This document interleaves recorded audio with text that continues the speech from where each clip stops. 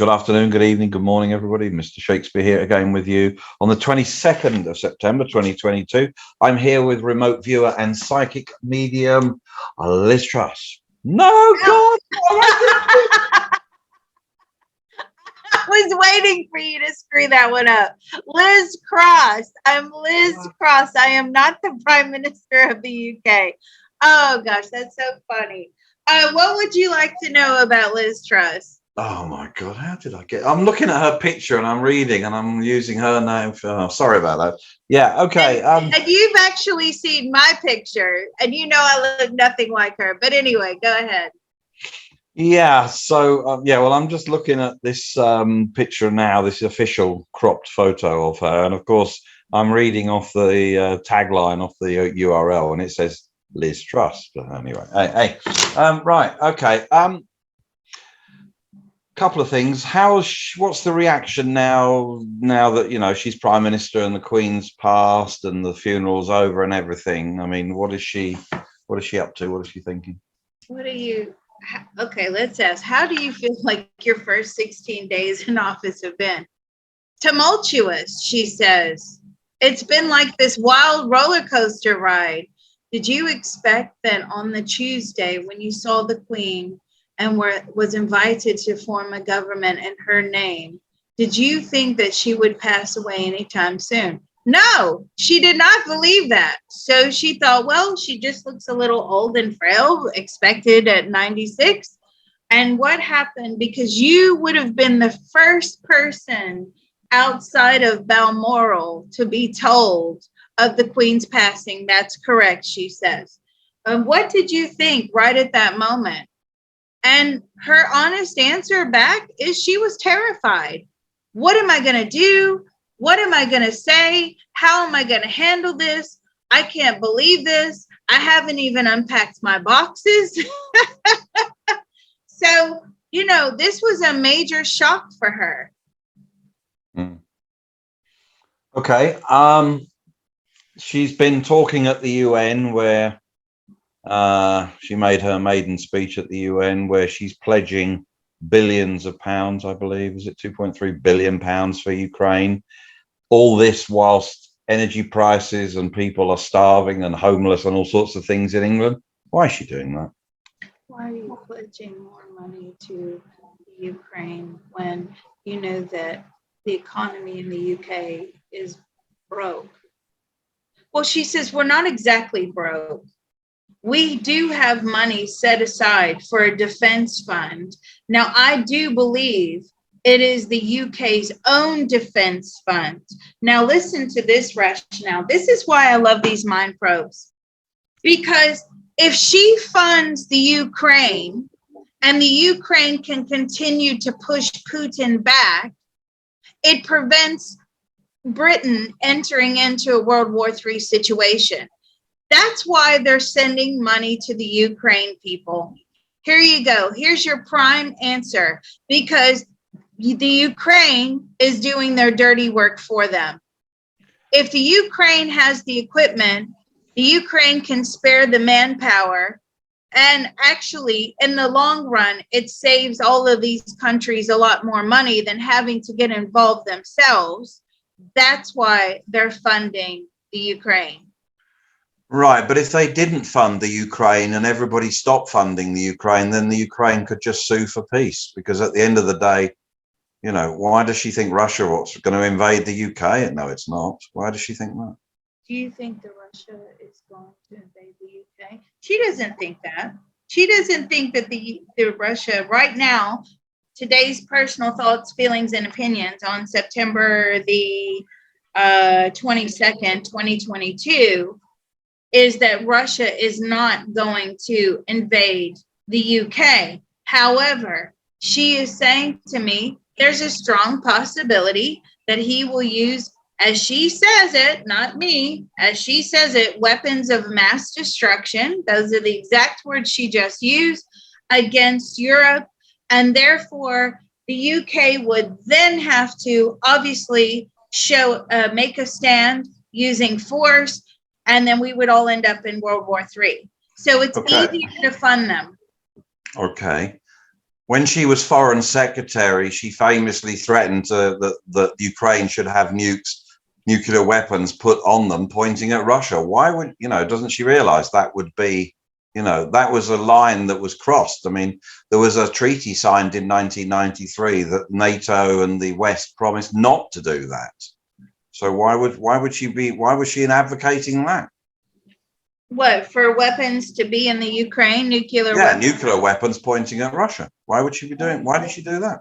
Why did you advocate for nuclear weapons to be pointed at Russia back when she was foreign secretary? Yeah, not defense secretary. Because it was the right thing to do. Okay. Why do you think that was the right thing to do? Because Russia are a threat. We've always known that Russia are a threat. They're a perceived threat to our stability in the West, our democracy. Okay. If Russia invaded the UK today, do you think that the UK could win the war against Russia? Absolutely not. Okay. Well, Russia has no, as far as I'm aware, Russia has no plans to invade the UK. But there is the point of keeping the war going in Ukraine, fighting to the last Ukrainian, by keep enabling it by sending it more money and weapons. So does she not realize that, she's actually prolonging the war and more Ukrainians are dying because of this? Do you believe that you are prolonging the war and more Ukrainians are dying because of this? No, she doesn't believe that. Many months ago, when her predecessor, Boris Johnson, was prime minister, there was a chance for a peace agreement between Ukraine and Russia, and Boris Johnson stopped it. Did she know that? Did you know that there was a potential peace agreement between Russia? She did not know that. Okay. So, where was that reported?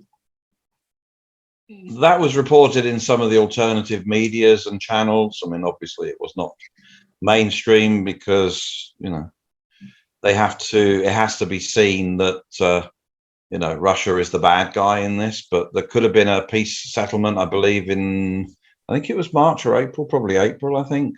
And Boris Johnson stopped it. Okay, let's ask Boris. Did you stop a peace agreement between the Ukraine and Russia back in the early spring?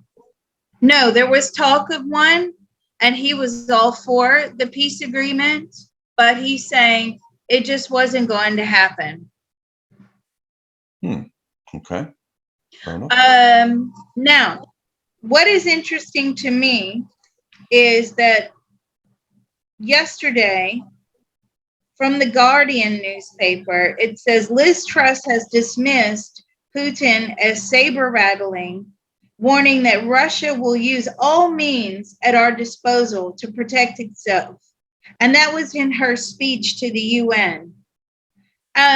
What can we ask her about that? Are you prepared to stand up to Russia? Absolutely, she is prepared to stand up to Russia. If it meant mobilizing British military to go over there and, take a stand, would you do that? No. So, I mean, where do you go with the questioning, Mr. Shakespeare? You tell me. I don't know. She's prepared to stand up to Russia, but not actually do anything. Yeah. So she, verbally, she is prepared to stand up to Russia. To make her that's is that not a kind of virtue signaling? Is that a kind of virtue signaling? She's confused. She doesn't know. So it's no point let me tell her this. There's no point being tough with words if you are not prepared to back it up. Are you prepared to back up your words? No, she's not. That's a no. Let's pull Putin in here because I've been meaning to question him for a while. Okay, so was it yesterday or the day before? You said you're calling up 300,000 more Russian troops. You're now, making them, what do they call it? I have totally forgotten. The word has escaped. They're not troops, they're conscripts. These are people Conscripts, that's it. who have had some form of military training or experience. Okay, so that's what I was looking for, conscripts. Thank you. You are now calling up conscripts. That's correct. Why are you calling up conscripts? Because we intend to win the war. Now, you said that you will use all the means at your disposal to protect yourself. That's correct. Does that include nuclear weapons? No. Why do you believe that people in the West perceive this to be a nuclear threat? Well, he just said because they're stupid. So you believe that they're assuming that. Yes, that's correct. Why are you telling me right now, during this mind probe, that you will not use nuclear weapons? Why is that? Because it's such a mass destruction. It's such a huge area, and it would also hurt his own people. It defeats the purpose of what they're trying to do. Can you ask him if these 300,000 conscripts are going to have more training done to them? More training? These 300,000 conscripts are going to have more training? No. Oh, there's no time for that. Okay, are they going to be frontline, or are they going to do all the backup and, logistics and all the other things that you need when you're at war? Because it's not just the guys at the front, is it? No, they're not going to be front. You're exactly right, Mr. Shakespeare. That was an excellent question. They are going to be bringing the supplies in. They're going to be the medics. They're going to be, serving food. Listen, what's coming through very strongly from Putin right now is we got to get prepared for winter, because winter on the battlefield can crush anybody. And that's just the weather alone. Now, they intend to use winter to their advantage. And this is how they believe they're going to win. Well, as certain people have found out in the past, General Winter, as it's affectionately called, has destroyed many an army. Yes. Yes, it has. Do you have any intentions to bomb anywhere else outside of the Ukraine at the moment? Yes. Okay. And what intentions do you have to bomb outside of the Ukraine? I feel like are they still active in Syria? Because they just said Syria to me.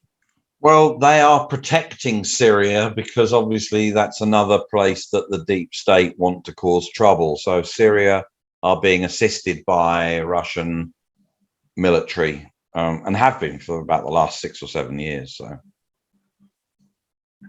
So he is very active in Syria. I thought that everybody had left, but there you go.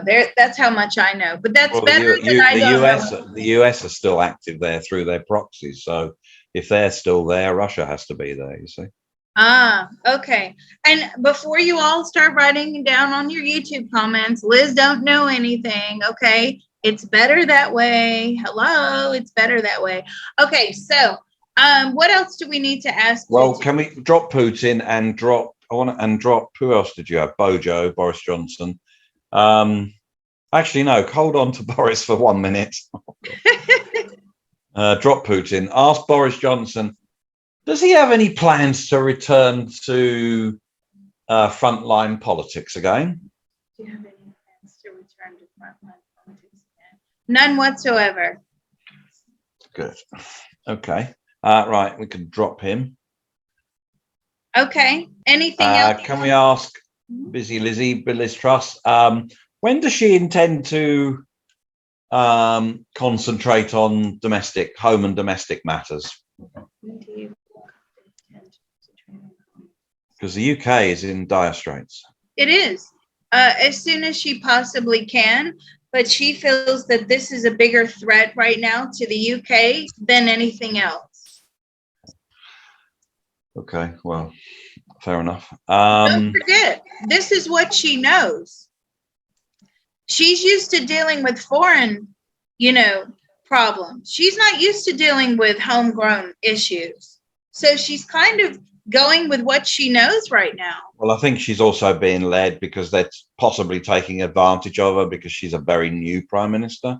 It's a whole bunch different thing being a minister of something and being the prime minister. I mean, she's only been in the job a couple of weeks, so she's she can't have years and years of experience only being in the job 2 weeks, can she? So no. Can you bring up the health secretary for me, the new appointed health secretary? Okay, I don't actually know who that is, but you'll know her when you see her. Woo, Teresa Coffey, that's it. This is the health secretary? That's your new health secretary. Everybody's like, what? What? That's really? Your health secretary. Yeah, that's her. That is your new secretary of health. Okay, I didn't know that. Okay. Appointed by Liz Truss. Liz, did you realize that you got a lot of shtick for appointing Teresa Coffey as the health secretary? She's like, I don't know why. She's brilliant. But I'm saying to her, well, she doesn't look like the pillar of health. And she's like, that doesn't matter. So, a lot of the UK press and, of course, UK sources like Have I Got News for You, which those people that are not from the UK won't know what that is. Have I Got News for You is a comedy. It's a satirical look on news. Yeah, on the week's event. Yeah, so I love Paul Merton. This would be prime target for Have I Got News for You? Yeah. So I just wanted to see, because she got a lot of critical comments about appointing Teresa Coffey. Now, I'm going to pull Teresa Coffey in. Today, you have said, and I'm doing this to educate the non-UK population at this point, that non-urgent GP, general practitioner appointments, your goal is that somebody can get an appointment within 2 to 3 weeks for a non-urgent matter. That is correct.